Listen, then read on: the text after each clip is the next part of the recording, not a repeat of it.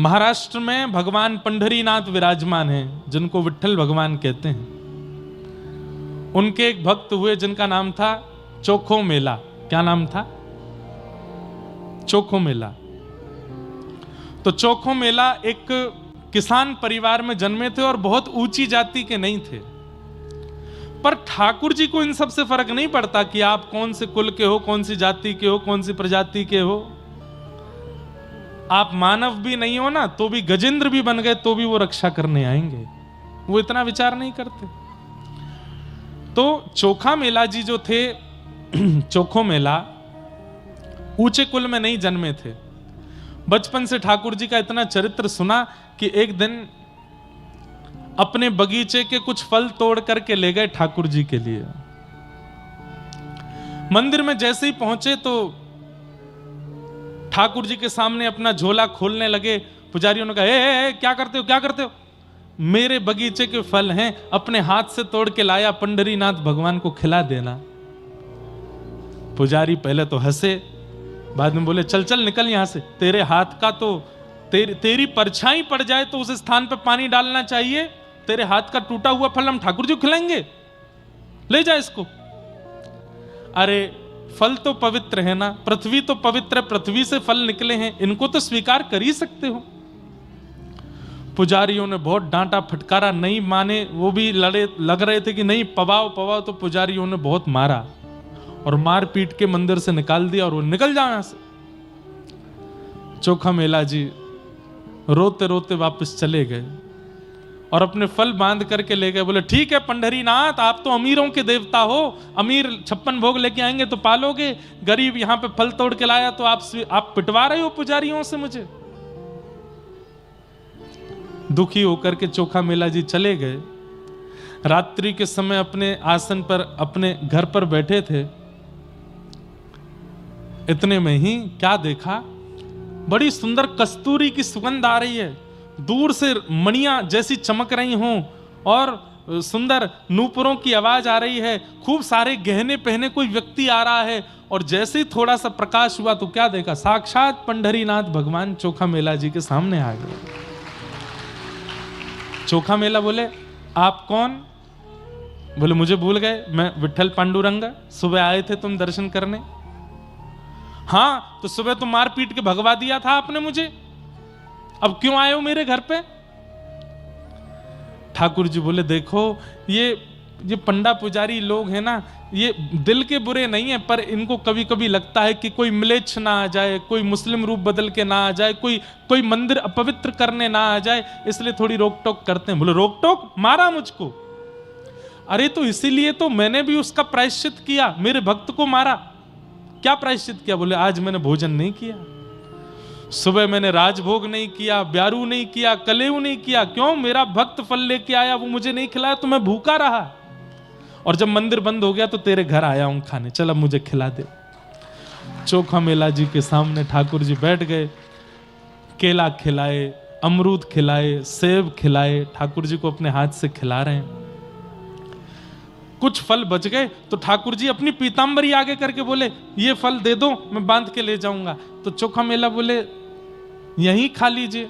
तो ठाकुर जी बोले, मैंने भोजन नहीं किया था ना, तो रुक्मणी जी भी भूखी हैं, वो भी भूखी बैठी हैं, तुम्हारे फल ले जाऊंगा तो रुक्मणी जी को खिला दूंगा, उनको भी पवा दूंगा मैं। चोखा मेला जी बड़े प्रसन्न हो गए, फल भर के दे दिए।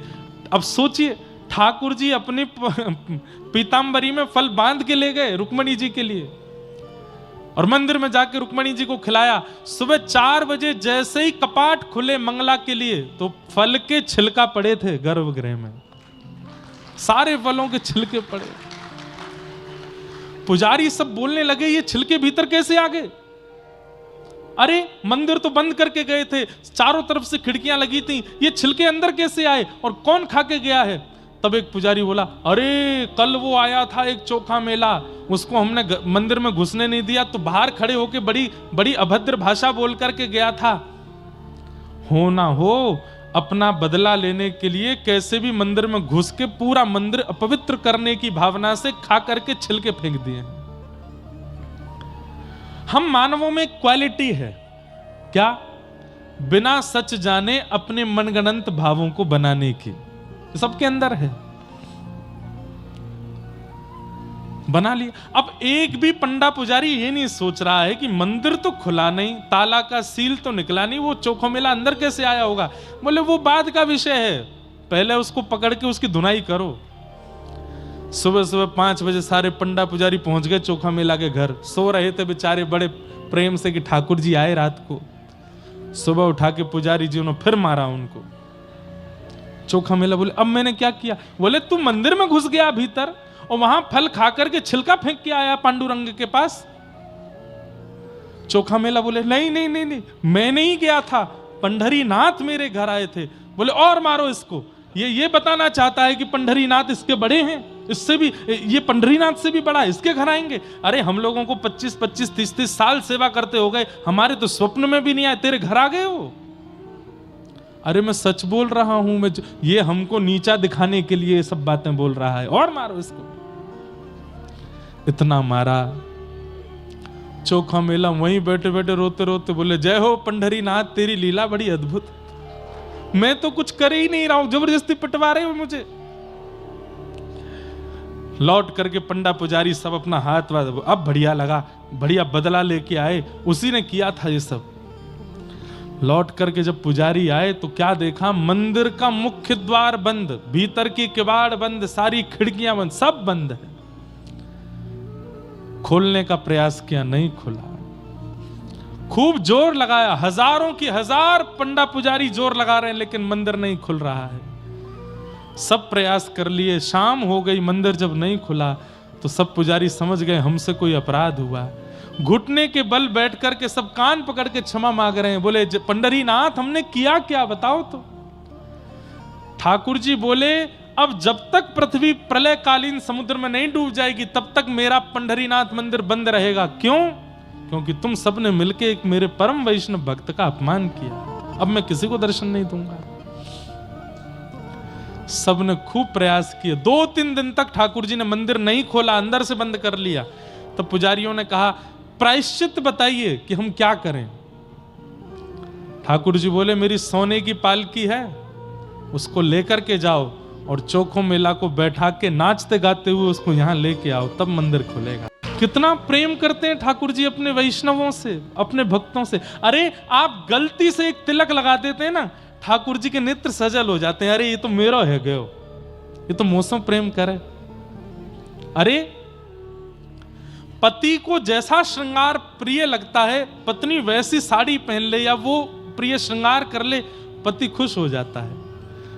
पत्नी को जैसे अपने बच्चे पसंद हैं वैसे मार्क्स बच्चे लेकर के आ जाएं, वैसे पढ़ाई करके दिखा दें तो मां को प्रसन्नता हो जाती है। ठाकुर जी को वैष्णव भेष, वैष्णव भाव, एकादशी निष्ठा आदि आदि ये सब प्रिय हैं। जब हम एक भी धारण कर लेते हैं ना, ठाकुर जी इतने प्रसन्न हो जाते हैं। और फिर उसको कोई पीड़ा देता है तो ठाकुर जी बहुत पीड़ित हो जाते हैं। इसलिए हमारी प्रार्थना, कभी किसी वैष्णव का अपमान मत कीजिएगा, ठाकुर जी रूठ जाएंगे। दूसरा, कभी किसी धाम का अपमान मत कीजिएगा। जगन्नाथपुरी गए, वृंदावन गए, द्वारिका गए, किसी ने पूछा कैसा लगा, अरे बहुत भीड़ थी वहां तो, अरे महाराज इतनी कोहनी पड़ी, कोई व्यवस्था नहीं है, इतनी गंदगी, ये था वो था। ठाकुर जी बोलते हैं मैंने बुलाया तो नहीं था, क्यों आए? मेरा धाम, मेरा तीर्थ मुझे प्रिय लगता है, तुम क्यों उसका अपमान कर रहे हो? ठाकुर जी के धाम का अपमान नहीं, वैष्णव का अपमान नहीं, ब्राह्मणों का अपमान नहीं, संतों का अपमान नहीं। इस पूरे में आपको ठाकुर जी का नाम नहीं, ठाकुर जी के बारे में अगर 2 बात आप गलत बोल दोगे ना, उनको बुरा नहीं लगेगा, पर उनके जनों के बारे में कुछ मत बोलो, ठाकुर जी को वो सहन नहीं होता। इसलिए वैष्णव अपराध लग गया है आपको, इसका प्रमाण क्या है? कथा में नींद आना, कथा में मन ना लगना, सत्संग में, परिक्रमा में, धाम जाने में, प्रसाद में स्वाद ना आना, नीरस लगना, भक्ति की संबंधी वस्तुओं में नीरसता का आना, ये इस बात का प्रमाण है कि ठाकुर जी आपसे रूठ गए। आप जो काम करते हो वो काम बन नहीं पाता, इसका मतलब ये नहीं ठाकुर जी रूठ गए ना, अभी भाग्य में नहीं है, जब होगा तो हो जाएगा। आप चलते चलते गिर गए तो इसका मतलब ये नहीं ठाकुर जी रूठ गए हैं। आपने कोई बहुत सुंदर व्यवस्था की और वो कार्य ठप हो गया, इसका मतलब ये नहीं ठाकुर जी रूठ गए। हम लोग कह देते हैं दुकान खोली चली नहीं, अरे भगवान नाराज बैठे हैं मुझसे तो पता नहीं किस बात। ना, ठाकुर जी नाराज नहीं, अभी आपका भाग्य नहीं है। ठाकुर जी नाराज हैं इस बात का प्रमाण क्या है कि महाप्रभु जगन्नाथ सामने खड़े हैं लेकिन आपको दर्शन करने में आनंद नहीं आ रहा, तो समझो ठाकुर जी रूठे हैं। कथा चल रही है और आप कथा में बैठ करके बस ये सोच रहे कब पूरी होगी, कब जाऊं, मन नहीं लग रहा है, समझो ठाकुर जी रूठ गए हैं। आप प्रसाद पा रहे हैं और प्रसाद में लग रहा है इसमें तो नमक ही नहीं है, इसमें तो नींबू ही नहीं डाला, ठाकुर जी को ऐसे ही भोग लगा दिया, समझो ठाकुर जी रूठ गए हैं। किसी संत महापुरुष को देख करके लगे इनमें ज्यादा प्रभाव नहीं है, वो वाले महाराज जी ज्यादा अच्छे हैं, समझो ठाकुर जी रूठ गए हैं। तिलक लगाने में लगे छोटा ही लगा दीजिए, इतना बड़ा पूरा माथा भरने लगा दो, समझो ठाकुर जी रूठ गए हैं। घर पे पंडित जी पूजा कराने के लिए आए, पंडित जी 5 मिनट में करा दो। कितनी देर की पूजा है, 25-30 मिनट लगेगा, नहीं नहीं 5 मिनट में जल्दी जल्दी वाला करा दो, समझो ठाकुर जी रूठ गए हैं। भगवत क्रियाओं में मन ना लगना, रुचि ना लगना, आनंद का संवर्धन ना होना, इस बात का प्रमाण है कि ठाकुर जी आपसे रूठ चुके हैं। इसलिए ये सब रूठ जाएं कोई बात नहीं, वो नहीं रूठना चाहिए। अपनी क्रिया, अपनी व्यवस्था, अपना स्वभाव, अपना नियम ऐसा निर्माण करो कि वो आपसे कभी ना रूठें। तो धर्मं भजस्व सततम त्यजलोक धर्मान सेवस्य साधु पुरुषाम जहि काम तृष्णाम। बहुत समझने वाली बात। संतों की, साधुओं की, वैष्णवों की सेवा करो तृष्णा रहित होकर के। तृष्णा रहित मतलब, अब कई लोग आज सुबह हमसे मिलने के लिए आए, 2-4 लोग तो प्रणाम करके गए, तीसरे चौथे जो लोग आए वो बैठ गए। अब मैंने कहा ठीक है प्रणाम हो गई, चलो महाराज जी जरा सा ये बता दो। मैंने क्या, पेपर दिया था मैंने, पास होऊंगा कि नहीं? मैंने कहा भैया पहली बात तो ये भविष्य देखना हमसे आता नहीं, दूसरी बात तुमने पढ़ाई कैसी करी थी खुद से पूछो।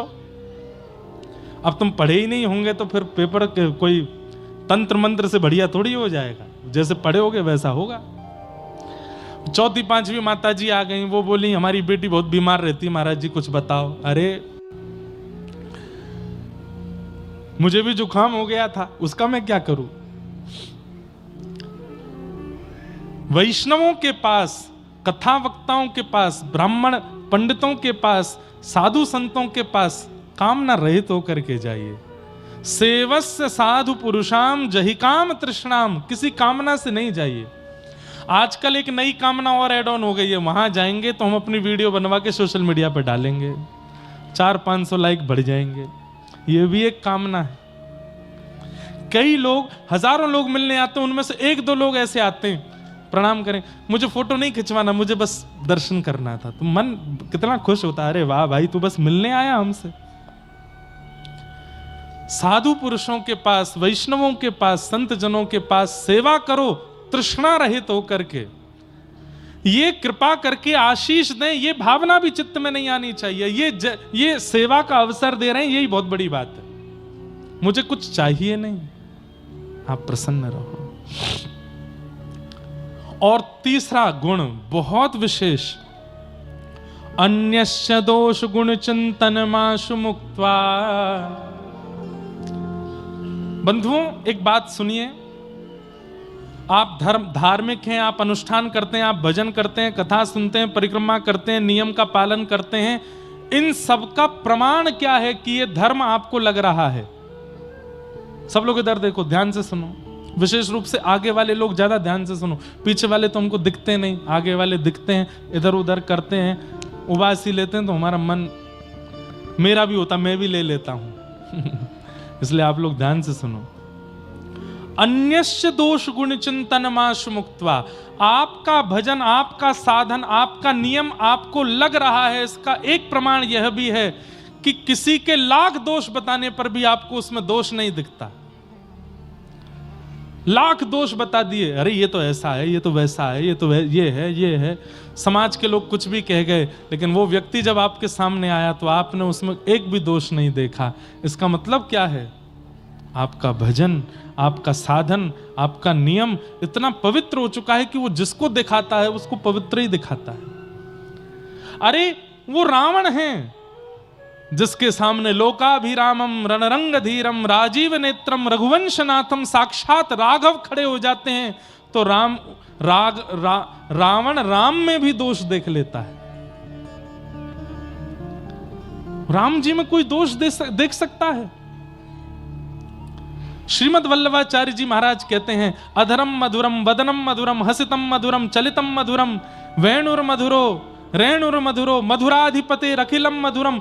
इतने मधुर हैं ठाकुर जी कि वल्लभाचार्य जी कहते हैं कि अमधुर शब्द है ही नहीं ठाकुर जी के जीवन में, इतने मधुर हैं। लेकिन वे ही जब कंस के सामने जाते हैं तो श्रीमद् भागवत कहती हैं, मल्लानाम मशनिर्णिनाम नरवर स्त्रीणाम स्मरो मूर्तिनाम गोपानाम स्वजनो सताम छितुभुजाम शास्त्रा सुपुत्रो शिशु मृत्युर्भोजपतिर्विराट विदुषाम तत्वं परम योगिनाम वृष्णीनाम परदेवतेत विदितो रंगम गतः साग्रज। मृत्युर्भोजपतिर्विराट विदुषाम, अत्यंत कोमल और आकर्षक श्री कृष्ण वे जब कंस के सामने जाते हैं तो कंस थरथर कांपता है। क्यों? साक्षात लग रहा है कि काल आ गया हो, साक्षात लग रहा है कि महाकाल आ गया हो, साक्षात लग रहा है कि महाकाल का भी कोई श्रेष्ठ हो वो मेरे सामने आ गया हो। जिन कृष्ण को देख के पत्थर पिघल जाते हैं, जिन कृष्ण को देख के गैयाओं के थनों से अपने आप दूध निकलने लगता है, जिन कृष्ण को देख करके यमुना जी स्तब्ध हो जाती हैं, जिन कृष्ण को देख करके जड़ वृक्ष नीचे को झुक जाते हैं, उन कृष्ण को देख करके थरथर कांप रहा है कंस।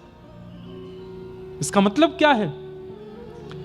पापी व्यक्ति, महाघनघोर संसारी व्यक्ति वही है जिसके सामने अत्यंत गुणवान भी आ जाए तो उसमें भी दोष देखे, और गुणवान वही है जो अत्यंत दोष युक्त व्यक्ति में भी गुण देखे। ईमानदारी से बताइए, हम रंगनाथ भगवान के सामने जाते हैं, उनके सामने जाकर के दर्शन करते हैं, हम लायक हैं उनके सामने खड़े होने के? क्या हमारे कर्म, हमारा विचार, हमारा स्वभाव इतना पवित्र है कि हम उनके सामने खड़े हो सकें? लेकिन फिर भी खड़े हैं। भीतर से पंडित जी, पुजारी जी तीर्थ देते हैं, प्रसाद देते हैं, षटकोप देते हैं। इसका मतलब क्या है? लाख दोष हैं हमारे अंदर, फिर भी हमारा गुण देख करके हमको स्वीकार करते हैं। येनम रक्ष जगन्नाथ बहुजन्मापराधनम, इसने बहुत अपराध किए लेकिन फिर भी उसकी रक्षा करने की जिम्मेवारी ठाकुर जी रखते हैं। सीधी बात, बहुत लंबी चौड़ी बात ना कह के कह दूं, ठाकुर जी का स्वभाव क्या है, देव का स्वभाव क्या है? लाख अवगुण वाले व्यक्ति में भी गुण देख ले वो देव है। और दैत्य का स्वभाव क्या है? अत्यंत गुणवान व्यक्ति में भी अवगुण देख ले, ये दैत्य का स्वभाव है। हम लोगों का स्वभाव कैसा है? कथा सुनकर के जब जाते हैं तो श्रोताजन बात करते जाते हैं, कथा तो बढ़िया थी, बढ़िया कथा थी। तो दूसरी माता जी कहता बढ़िया थी, भजन तो गाए ही नहीं, 2 घंटा बैठे रहे हम, कुछ सुनाया ही नहीं। तीसरी कहेगी नहीं भजन तो नहीं गाए पर कथा तो ठीक ही कर रहे थे। तीसरी बोली नहीं उनसे ज्यादा बढ़िया वो वाले व्यास जी थे, वो चुटकुल्ला भी बोलते थे बीच कथा में, हंसी आती थी। दोष जल्दी दिखता है हमको। अरे मैं कथा में बताता हूं, परिवार के लोग जब संबंध देखने जाते हैं अपने बेटा का बेटी का, तो मामा जी गए, पिताजी गए, माता जी गई, साथ में ताई जी गई, 4 लोग गाड़ी में बैठ के जाते हैं, लड़की देखने गए। अब लड़की देख करके जब आएंगे, गाड़ी में बैठते ही सबसे पहली चर्चा गाड़ी चलाने वाले मामा जी पूछेंगे कैसी लगी लड़की? तो पिताजी कहेंगे बढ़िया थी। तो पीछे से माता जी कहेंगे थी तो बढ़िया, पाम बड़े बड़े थे उसके, पट्टे सी लग रही थी हमको, तो पाम पट्टे है क्या? तब दूसरी सहेली बोलेगी पाम बड़े थे, कान भी थोड़े विचित्र थे। तब अरे हमको तो आंखों से थोड़ी सी टेढ़ी मेढ़ी सी लग रही थी। दोष जल्दी देखते हैं हम, और 10 दोष देखने के बाद फिर क्या कहते हैं? अब ठीक है, संसार में सब में दोष तो हैं ही, पर लेकिन परिवार अच्छा है, पिताजी अच्छे हैं, धनवान है, कर दो ब्याह। हम दोष पहले देखते हैं, गुण बाद में देखते हैं। लेकिन नाम जापक का, वैष्णव का, भक्त का स्वभाव होना चाहिए वो गुण पहले देखे, और जिसने गुण पहले देख लिया वो बाद में दोष देखेगा ही नहीं। गुण देखिए, गुण दर्शन करो, सब में गुण दर्शन। तो अन्यस्य दोष गुण चिंतनमाश मुक्त्वा, उसके बाद अंतिम लक्षण, 5वां लक्षण बताया, सेवा कथा रसमहो नितराम पिबत्वम। फिर कथा रस का पान करोगे तब कथा चित्त में विराजेगी, समझ आवेगी, आपका उद्धार करने वाली होगी। यह ज्ञान उपदेश प्रदान किया है किसने? श्री गोकर्ण जी महाराज अपने पिताजी से कह रहे हैं, धर्मम भजस्व सततम त्यजलोक धर्मान सेवस्य साधु पुरुषाम जहि काम तृष्णाम अन्यस्य दोष गुण चिंतन मास मुक्त्वा सेवा कथा रसमहो नितराम पिबत्वम। इस कथा रस को पीते रहो। बोले कितना पिए? बोले पीते ही रहो, नितराम पिबत्वम। बंधुओं, आपने, ये तो कटनी वालों का सौभाग्य, 1.5 महीना पहले भी हम आए थे, 1.5 महीना के अंदर दोबारा आ गए। 1.5 महीना हुआ, 2 महीने हो गए हैं? 1.5 ही हुआ ना। कौन से नवंबर में आए थे, अब फरवरी का प्रारंभ है आज से।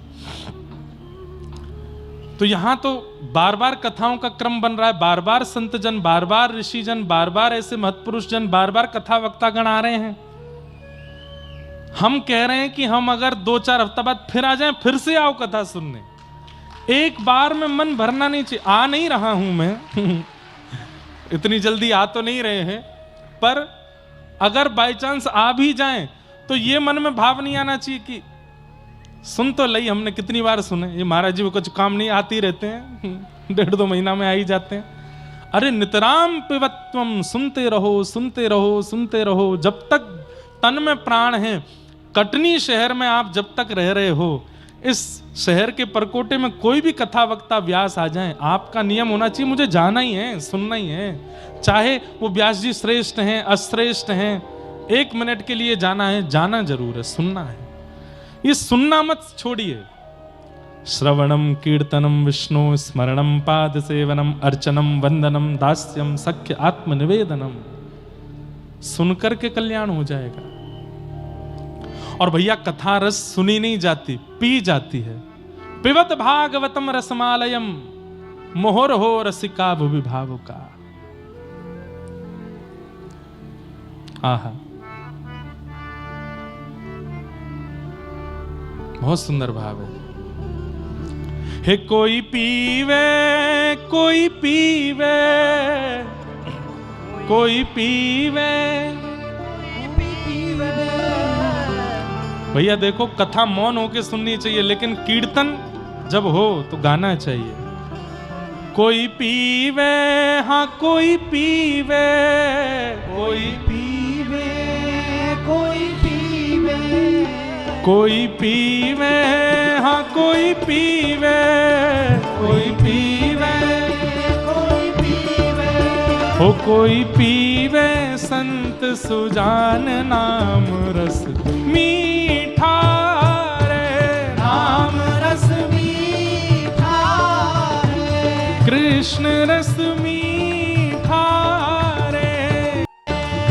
हे कोई पीवे, हाँ कोई पीवे, कोई पीवे, कोई पीवे, कोई पीवे, कोई पीवे, कोई पीवे, कोई पीवे, कोई पीवे संत सुजान नाम रस मीठा रे, नाम रस मीठा है, हे कृष्ण रस मीठा रे, कृष्ण रस मीठा। करताल बजा के गाओ, राधे कृष्ण कृष्ण कृष्ण राधे राधे, राधे कृष्ण कृष्ण कृष्ण राधे राधे, राधे श्याम श्याम श्याम राधे राधे, राधे श्याम श्याम श्याम राधे राधे, हे राधे कृष्ण कृष्ण कृष्ण राधे राधे, राधे कृष्ण कृष्ण कृष्ण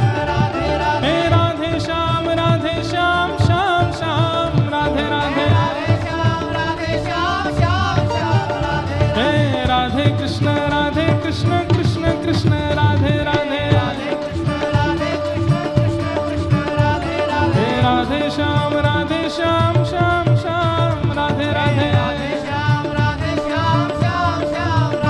कोई पीवे कोई पीवे कोई पीवे कोई पीवे कोई पीवे कोई पीवे कोई पीवे कोई पीवे हाँ कोई पीवे संत सुजान नाम रस मीठा रे नाम रस मीठा हे कृष्ण रस मीठा रे।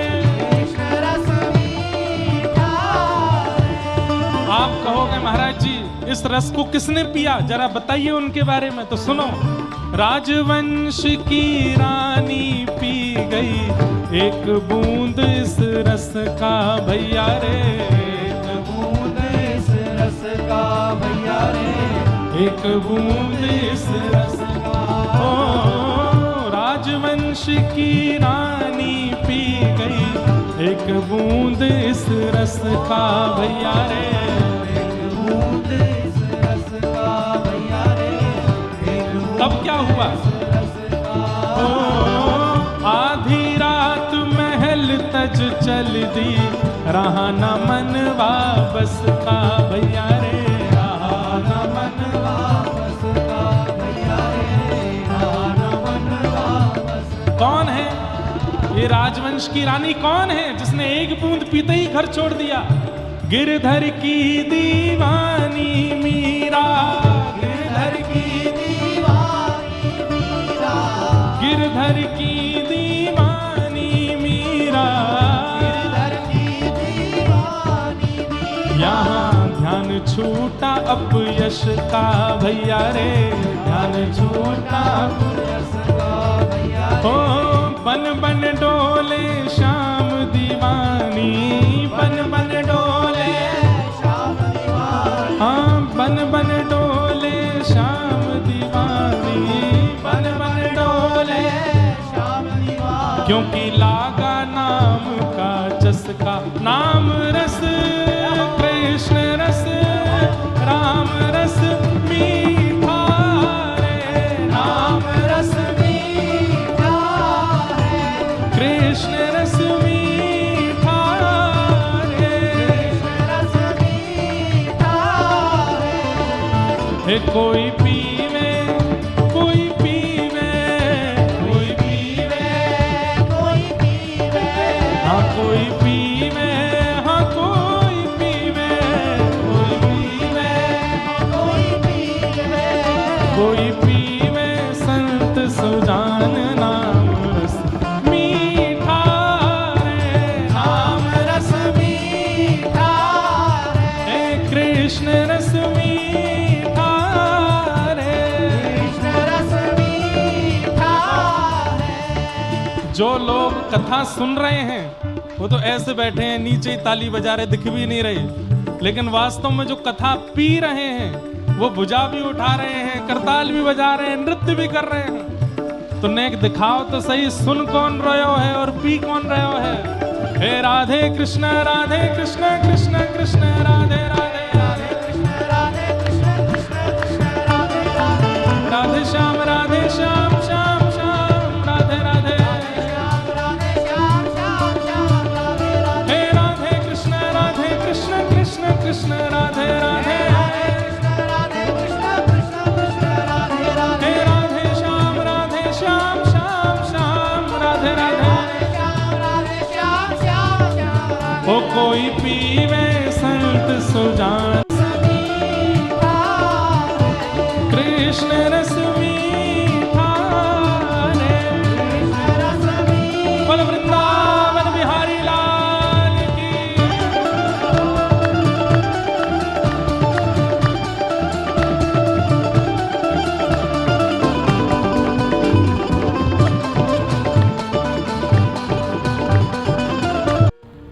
इसलिए प्रसन्न रहना है, सुखी रहना है तो दो बातें जीवन में ले आइए। एक तो अहमत्व, मैं नहीं मेरा नहीं, ये दो बातें जब आपके चित्त में आ गई, आपसे ज्यादा सुखी कोई नहीं, आपको कोई दुखी नहीं कर सकता। आप कहेंगे महाराज जी चलिए मैं नहीं मेरा नहीं ये दोनों स्थिति मैंने बना ली, इसके बाद क्या करूं? तब दूसरे श्लोक में कहते हैं धर्मम भजस्व सततम त्यज लोक धर्मान सेवस्य साधु पुरुषाम जहि काम तृष्णा अन्यश्च दोष गुण चिंतन माशु मुक्त्वा सेवा कथा रस महो नितराम पिबत्वम। मैं नहीं मेरा नहीं, ये दो चीजें चित्त में ले आइए और उसके बाद 5 कर्म अपने जीवन में करना प्रारंभ कर दीजिए। कौन कौन से? सबसे पहला धर्मम भजस्व, धर्म को भजो। यहां धर्म को भजने का मतलब क्या है? रामो विग्रहवान धर्म, धर्म कौन है? साक्षात राम है, कृष्ण धर्म है, राम धर्म है, नारायण धर्म है। धर्मम भजस्व मतलब राम भजो, कृष्ण भजो, नारायण भजो, सदा उनका भजन करो। और कैसे भजो? बोले सततम। कई लोग मुझे आके बोलते हैं, महाराज जी से भी कहते होंगे, हमारा महाराज जी 2 घंटे का पूजा का नियम है, हम महाराज जी 4 घंटा इतना अनुष्ठान करते हैं, रोज सुबह 5 बजे उठ करके 7-8 बजे तक भजन करते हैं। कोई बड़ी बड़ी चीज नहीं कर रहे आप। आप ये क्यों नहीं कहते कि आप 4 घंटे ठाकुर जी का भजन करते हो, 20 घंटा संसार को भोगते हो? भारी तो फिर भी संसार ही हो गया। अगर पडले में नापा जाए तो 4 घंटे का भजन, 8 घंटे का भजन, 11 घंटे का भजन, उसके बाद भी संसार ही तो है बाकी के समय पर। इसलिए गिनाया मत कीजिए कि आप आधा घंटा करते हैं, 2 घंटा करते हैं, 4 घंटा करते हैं। नहीं, उससे पता चलता है कि 4 घंटे का भजन है, इसका मतलब बाकी के 20 घंटे तो संसार ही है। सततम 24 घंटे मन में विश्वास और बुद्धि में चिंतन करते रहो। घर से बाहर हो, घर के अंदर हो, काम में हो, स्कूल में हो, कॉलेज में हो, ऑफिस में हो, कहीं भी हो, चिंतन चलता रहे। हमारे परिचय के एक व्यक्ति हैं, उन्होंने अपने फोन में 24 घंटे का अलार्म लगा रखा। हर घंटे में फोन में अलार्म बजता है और अलार्म बजता है 1 मिनट। ध्यान से सुनिएगा, 24 घंटे का अलार्म है, हर घंटे में अलार्म बजता है। और जितनी देर अलार्म बजता है, चाहे ब्रह्मा जी सामने बैठे हों, वो नेत्र बंद करते हैं और ठाकुर जी को याद करते हैं। मेरे से बोले, महाराज जी हर क्षण तो नहीं बन पाता, लेकिन हाँ 24 घंटे में हर घंटे ठाकुर जी को याद करता हूं, ठाकुर जी का स्मरण करता हूं। अब उनकी आदत ऐसी हो गई है, रात्रि में भी 10 बजे सोते हैं, 4 बजे उठते हैं, तो 10 से 4 बजे तक भी हर घंटे अलार्म बजता है। और जितनी बार अलार्म बजता है, स्वप्न में भी ठाकुर जी को याद करते हैं, ठाकुर जी का स्मरण करते हैं। धर्मम भजस्व, धर्म को भजो। और कैसे भजो? बोले सततम, भजते रहो। ठाकुर जी का स्मरण एक क्षण के लिए भी चित्त से जाना नहीं चाहिए। धर्मम भजस्व सततम त्यज लोक धर्मान। अब ये बात कई लोगों को अनुचित लगेगी, लेकिन सुन लीजिए, लोक धर्म का त्याग करो। लोक धर्म क्या है? अरे बुआ जी बुरा मान गई हैं, उनको मनाना है, जीजा जी रूठे बैठे हैं, फूफा जी के मुंह में से आवाज नहीं निकल रही है, चाचा जी रूठ गए, ये रूठ गए, वो रूठ गए, ये सब। अच्छा, रूठे नहीं भी हैं तो उनको मनाने के लिए जी रहे हैं, वो नहीं रूठ जाएं, घर वाले प्रसन्न रहें, माता पिता सुखी रहें, पत्नी नाराज ना हो, बच्चे दुखी ना हो। ये लोक धर्म है, इनको मनाने से कोई फायदा नहीं है। वो ना रूठे, बस इसका ध्यान रखो। ठाकुर जी ना रूठे आपसे। रूठे चाहे राजा, वासे कछु न काजा, एक तू ही महाराजा और कौन पास जाएंगे। रूठे चाहे भाई, वासे कछु ना भलाई, एक तू ही है सहाई और कौन को सराएंगे। रूठे चाहे शत्रु और मित्र आठों याम, एक तेरे चरणन के नेह को निभाएंगे। जग सारा झूठा, एक तू ही है अनूठा, रूठ जाए चाहे सारा जग, पर तू ना रूठा चाहे। आप मत रूठो। मीराबाई से सब रूठ गए थे, पति रूठ गए, ससुर जी रूठ गए, सासू मां रूठ गई, ननद रूठ गई, मेवाड़ के लोग रूठ गए, मेड़ता के लोग रूठ गए, कई वैष्णव रूठ गए, कई संत रूठ गए, लेकिन ठाकुर जी नहीं रूठे, इसलिए मीराबाई आज तक जीवित हैं सबके चित्त में। गोस्वामी तुलसीदास जी महाराज अवधि सामान्य लिपि में उन्होंने रचना कर दी मानस की। कभी उठा के देखिएगा इतिहास, काशी में कोई ब्राह्मण गोस्वामी जी के द्वारा लिखी गई मानस जी को स्वीकार करने को राजी नहीं था। गोस्वामी जी बोले कि मैंने कितना अच्छा लिखा है, मैं ये पूछने नहीं आया हूं, बस मेरे ग्रंथ को एक बार देख लीजिए कि मैंने ठीक तो लिखा है ना। तो लोग बाग पढ़ करके हंस जाते थे, ये कैसी भाषा है, ये कौन सा शब्द है, ये क्या तुमने संस्कृत के जगत में, हिंदी साहित्य के जगत में तुम ये सामान्य लिपि में लिख रहे हो, अवधी भाषा में लिख रहे हो, ग्रामीण भाषा में लिख रहे हो, कोई नहीं पढ़ेगा इसको। आज हर हिंदू वैदिक सनातन धर्मी के घर में भले ही रामायण ना हो, लेकिन पूरी चौपाइयों में से अगर एक चौपाई भी प्रसिद्ध है तो सबको याद तो है मानस जी, सबको स्मरण में। अच्छा चलिए, मानस जी नहीं भी याद है। राम दुआरे तुम रखवारे, होत ना आज्ञा बिन पसारे, सब सुख लहे तुम्हारी शरणा, आपन तेज समारो आपे, तीनों लोक हाथ पे कापे, भूत पिशाच निकट नहीं आवे, नास रोग हरे सब पीरा, जपत निरंतर हनुमत बीरा, जय जय जय हनुमान गुसाई, कृपा करो गुरुदेव की नाई, जो सतबार पाठ कर कोई, छूटे बंद महासुख होई, जो यह पढ़े हनुमान चालीसा, तुलसीदास सदा हरि चेरा, कीजय नाथ हृदय। जब गोस्वामी जी ये लिख रहे थे तब किसी ने स्वीकार नहीं किया था। आज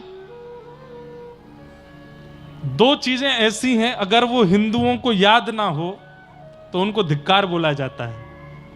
पहला, भारत का राष्ट्रगीत राष्ट्रगान याद ना हो, ध्वजारोहण हो रहा हो और सावधान की अवस्था में मौनी चला रहा हो तो उसको लोग, ए तू मर जा चुल्लू भर पानी में डूब के, हिंदू होकर के तुझको ये सब नहीं आता।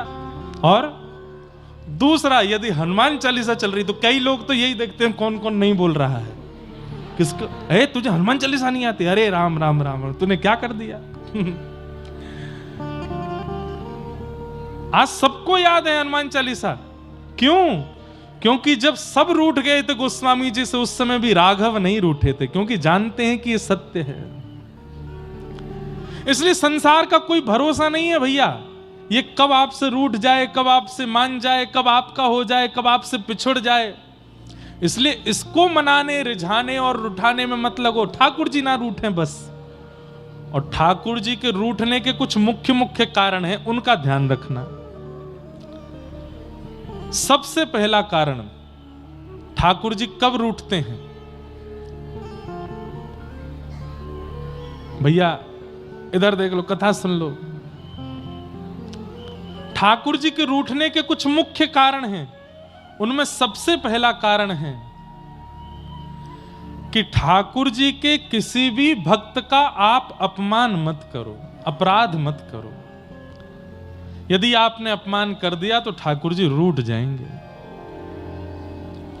सबसे विशेष ध्यान रखिए, किसी वैष्णव का, संत का, ऋषि का, महत्पुरुष का, भगवत भक्त का, अरे हम कह रहे हैं कुछ नहीं आता उसको, लेकिन तिलक भी लगाता है, कंठी पहनता है, इतना मात्र भी है, तो भी उसका अपमान मत कीजिए, अपराध मत कीजिए।